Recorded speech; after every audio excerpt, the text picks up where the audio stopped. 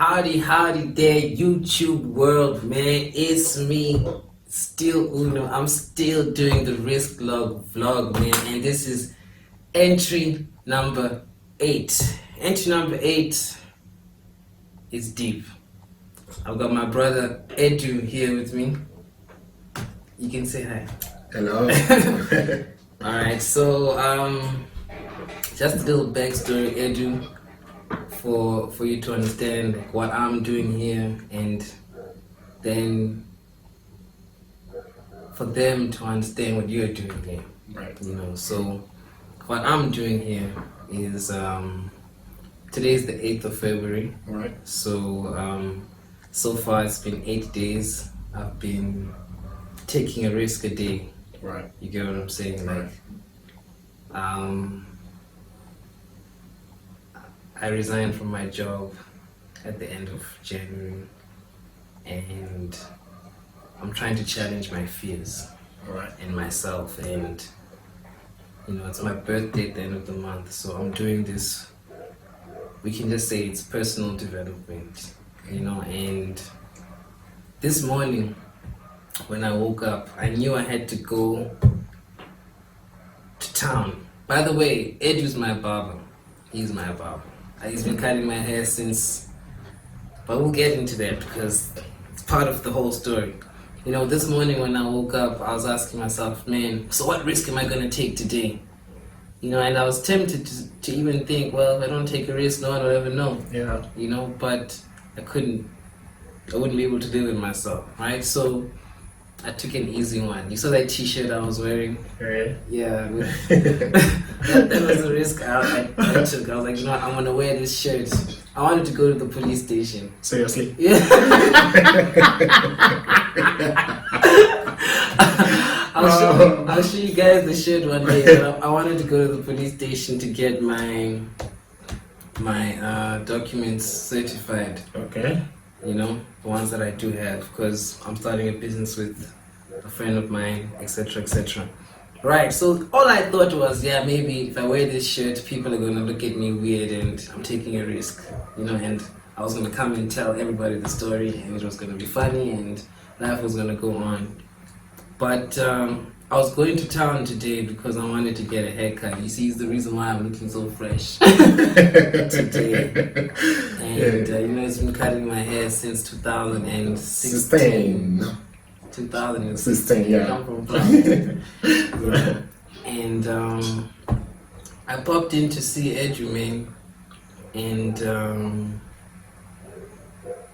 I was really startled to hear the story he told me, and that's the real reason.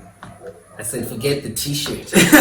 Forget the t-shirt as a risk. Let's take a risk and ask for help today. Yeah. You know, so backstory. Edu's been cutting my hair since 2016. To be honest, I just walked into the salon.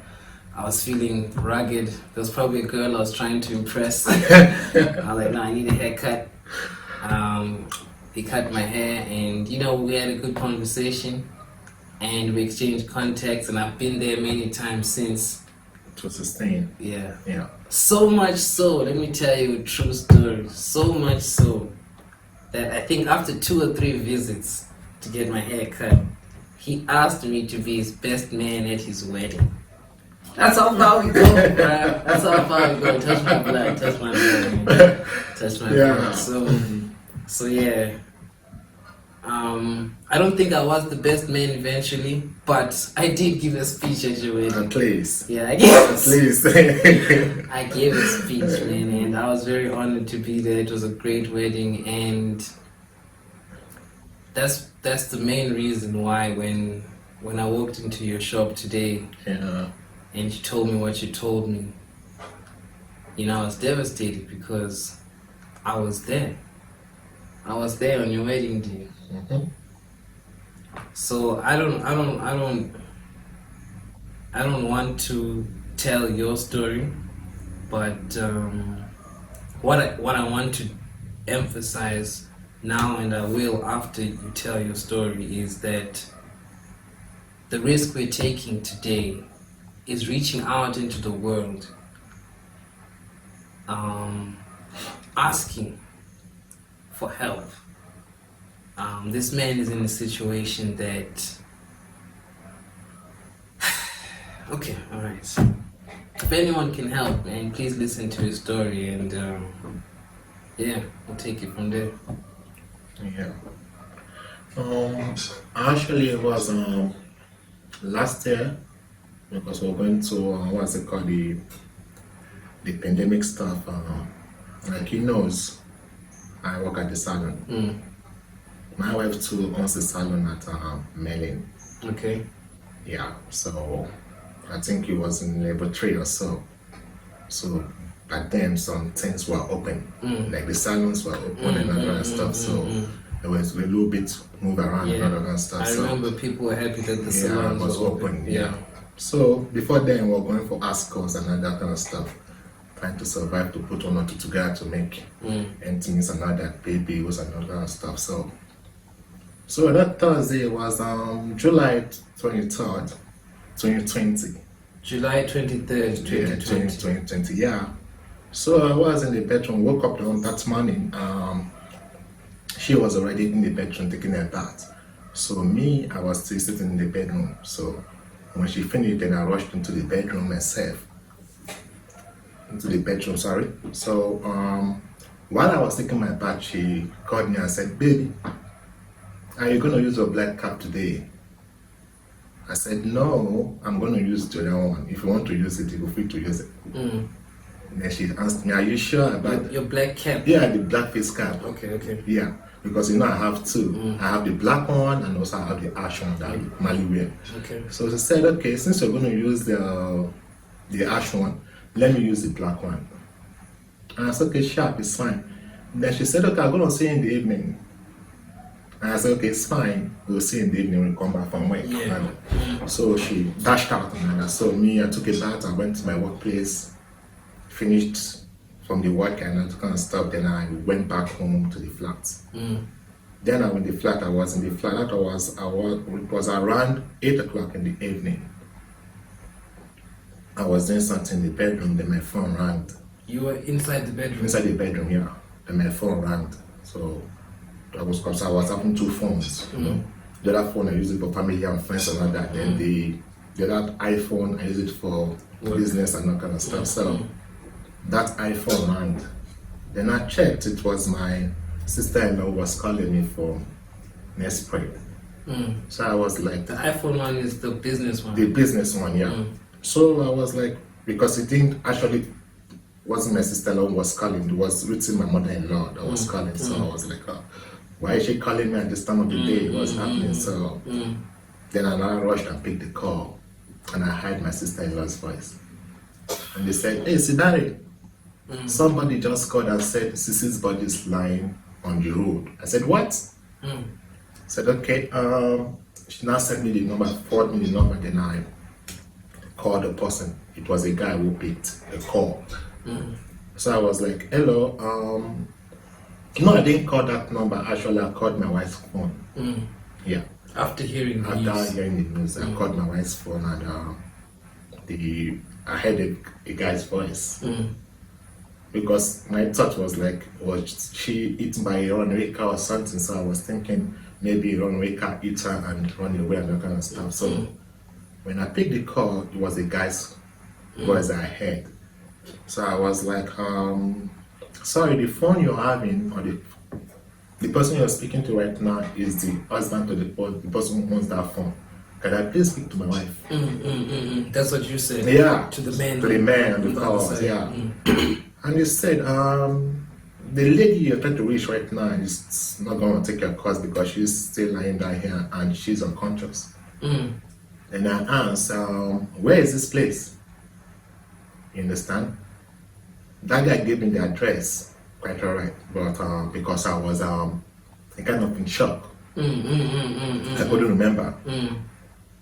So we spoke and I said, "Is the lady, is she able to talk?" Said, "No, she can't talk right now, she's unconscious." I said, "Okay, can you please give me the address?" Said the address to me. So I was like, "Okay, let me put on a t-shirt because it was winter period. It was cold, so I was inside already. I've changed from my work clothes to my bed clothes. So I was like, okay, since it has gotten to this stage, let me just. You got the call at 8. I got the call at 8. And so now, when you were going out now, it was about what time? I can't remember what time it was because I actually got that call, but I don't know what time I went out. Okay. So when I put on those clothes and all that, and took one of my pants and sneakers and t-shirt and put on, so I dashed out immediately. Called the same number, my wife's number again. It was ringing, but nobody was speaking. So at that point in time, I was confused because I didn't know the address where the sound was coming. So I was confused. I was like, how am I going to go to this place? So on my way out, I met my sister-in-law, the one that stayed with us. The one that stayed with us. So I was like, okay, since Toe is here, so I called her. I said, there's something I'm hearing right now, but I'm not sure. You know, somebody just called me. Both just called me on the phone and told me that Sissy's body is lying by the road. So I think we have to go to that venue and see what's happening there. So now, I was trying to make an arrangement to see if I could get a vehicle that could take us to where they say she was lying. Then I called this other guy, his name is Saz. He worked with my wife at the salon. Then I called him and said, Saz, are you free? Please, can you come over to my building? I need to rush somewhere. They said my wife's body is lying somewhere, so can we please go there? So the guy said, what? He said, okay, wait, I'm coming. Then he picked his wife and this other lady who was close to my wife at work. They drove and came. So when they came, we were trying to call that guy again. At that point in time, my sister-in-law was speaking to the guy on the phone, you know. So the guy gave us the address. Then we rushed to that place. When we got there, it was, my brother, it was something else.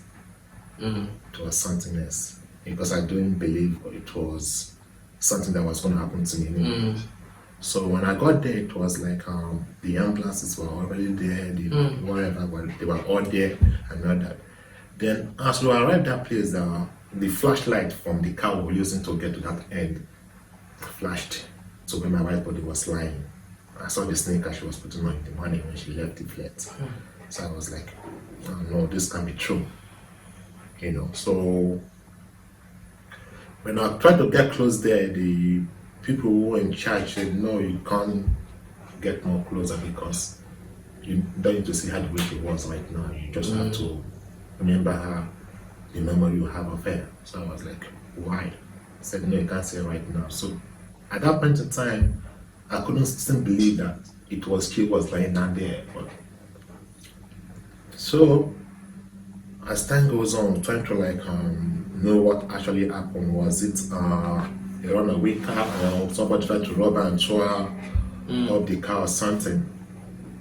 So with the little investigation they did, and the lady who called her when she was at work, because there was no business, it was quiet that time. So when she get to work, there was no business. So I think the client called her and said, can you please come over to my place to do my hair? Then she went over that place to do the client's hair.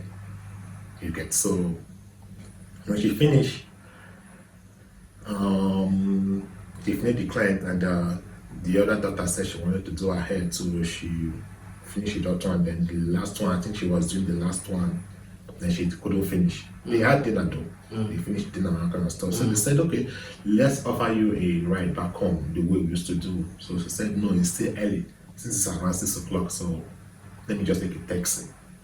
But 6 p.m. in The winter evening. time is dark. At that time, yes, it's dark, but it's still early. Yeah. You know. So she said, okay, let me just take a taxi. Then I remember she said in the morning before she left, she was saying, hey, you don't have any clothes to wear. Maybe if I come back in the evening, I'll do some laundry. So I said, okay, it's fine since I don't have clothes to wear for the next day. It's not good when you come back in the evening, you can do the laundry and all that. So I think she dashed into one of the garage there to get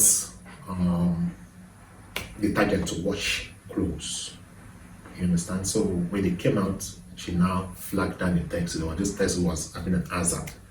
So she flagged that taxi down and She took the taxi. It was just her and the taxi driver. From Linwood to Pictures is just like about 15 minutes or 20 minutes or so.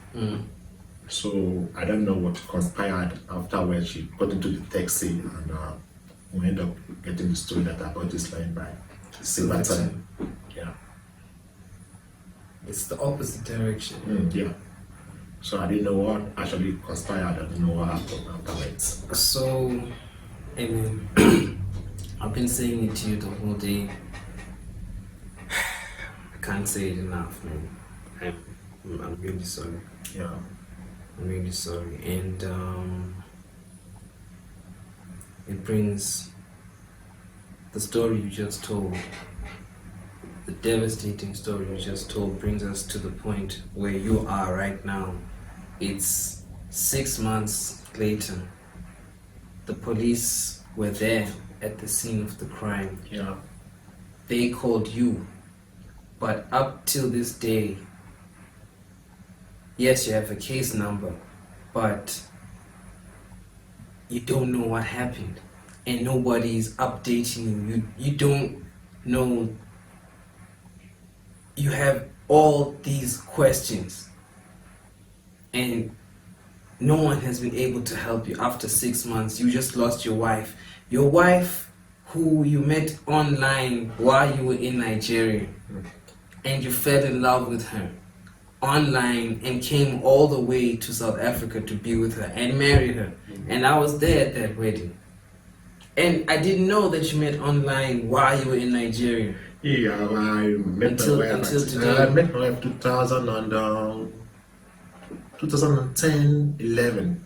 Damn, so you were chatting for 4 years. No, I used to chat because then she was like, it's not like all the time.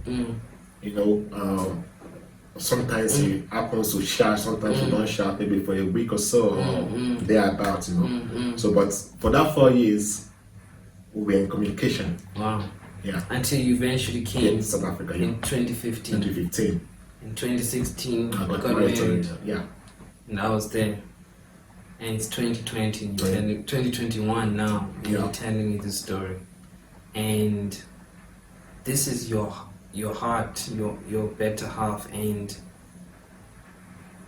I don't know, I think like the whole purpose of this is to put it to anybody who can help. When you told me the story, I felt a little bit afraid, to be honest, because this is a really serious thing, and I just have this small platform on YouTube. Okay. But 10 people watching might be one lawyer or somebody who knows somebody who you can give the case number to, who can follow up, and you can start to get closure on this thing. Actually, it's not like people have been fighting to get a clue or to get a lead. So what happened to my wife actually? The ANC legal men, they tried their best because my wife was the hairstylist. So she has a couple of them as clients. So those ladies, they've been so helpful, they've been so impressive and all that, they've been doing all they could. But to date, we haven't gotten anything. So we're casting the net wider. If anybody can help my good friend Edu get some closure in any way as to what happened with your wife, this is his plea and my plea for some help. If you know somebody who knows somebody inside the police, if you're bold enough to tag who's the Minister of Police? Baby Cleveland. You can tag Baby Cleveland and everybody else, whoever else can help us get justice.